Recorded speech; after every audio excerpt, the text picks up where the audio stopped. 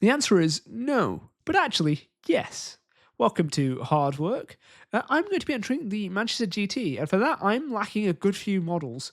So I'm on a very strict painting deadline. Unfortunately, I haven't hit with the flu, so I had to cut a lot of corners so I can still finish these models in time for that deadline. So unfortunately, I've just had to miss out a few details and whatnot, but it's all right. Not the end of the world. You can always go back to a model. Not that I ever have, but oh well. This week's agenda is 5 scouts, so let's get to it. We're going to start with a nice 50-50 mix of deck tan and black, and we're just going to airbrush this all onto the models, get them nice and grey.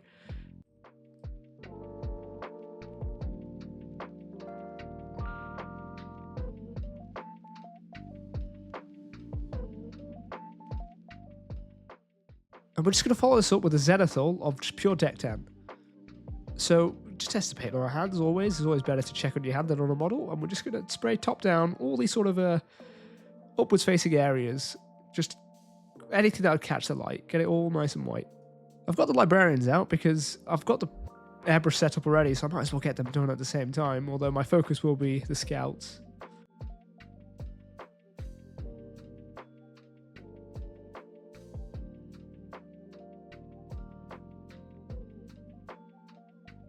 We're going to take some straight ivory and paint in the highlights. And then we're just going to take some 50 mix of deck tan and ivory and blend those highlights back in very subtly.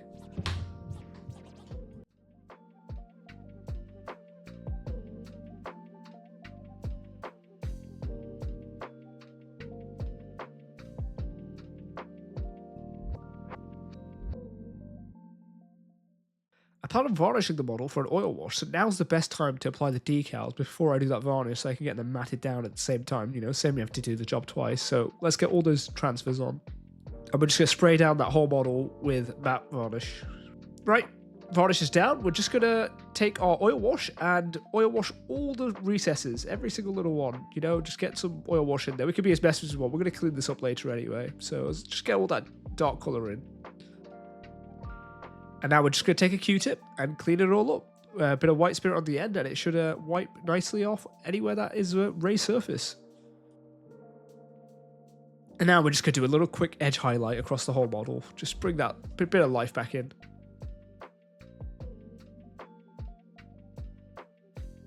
We're going to grab our gory red, and we're going to start painting this chest emblem.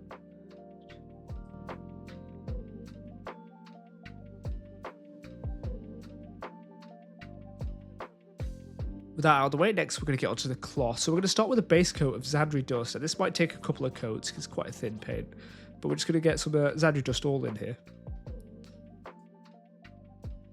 Now we'll take some Skeleton Horde contrast paint and just paint it all over that cloth, get some darkness in there.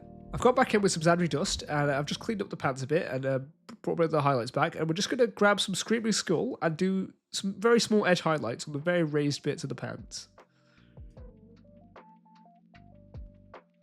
And our cloth is complete.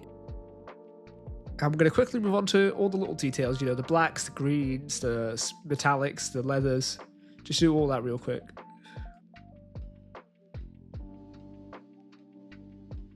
Head time. We're going to start with a base coat of Bugman's. Just get a nice clean layer of that Bugman's in. And we're going to follow that up with a zenithal of Kislev, so we catch all those raised areas with that Kislev. With the base coats down, I always like to start with the eyes, because you can always touch up the flesh early rather than later, because if you paint all the flesh, then you're going to have to touch it a million times. So just don't worry about being sloppy, just get that white paint in that eye. Don't be afraid to flip around your model if you need to.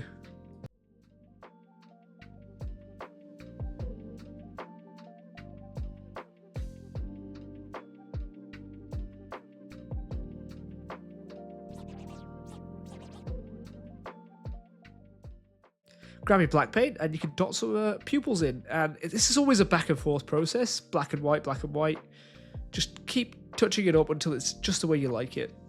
And if you're feeling really brave, which I was today for some reason, maybe it was the fever finally catching up to me, I decided to dot in a little highlight in the corner of the eyes as like a little reflection.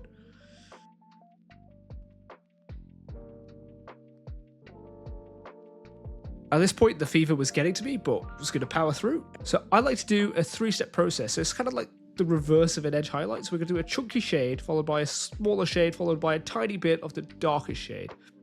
So I'm going to start with some Seraphim Sepia, follow that up with Reichland Flesh Shade, and then finally, for the darkest shade, use Agrax. So now it's just a case of highlighting the face up. So I'm going to grab some Kislev and start highlighting the face back up.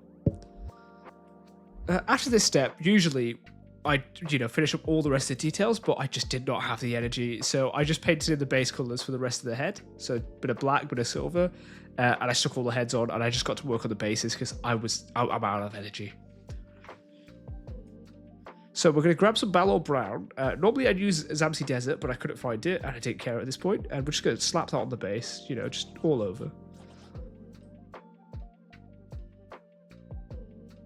Follow it up with a quick dry brush of Dawnstone. Just absolutely get all of that. You want very little of that yellow remaining, just in the deepest part. So you want a dry brush over most of this.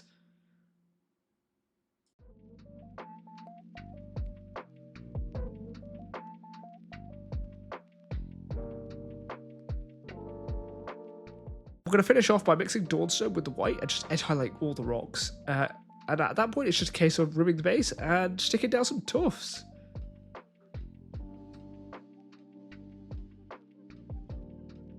Here are my scouts. They're done. They're done. Not to my regular standards, but they are done. But I've got far too many models, and I'm far too sick to care. So I think they came out not so bad. I mean, I could always go back and add in all the extra details, all the extra highlight that's needed. I don't think I will, but I can always do it. So this has been, especially this week, a lot of hard work. Thank you for watching.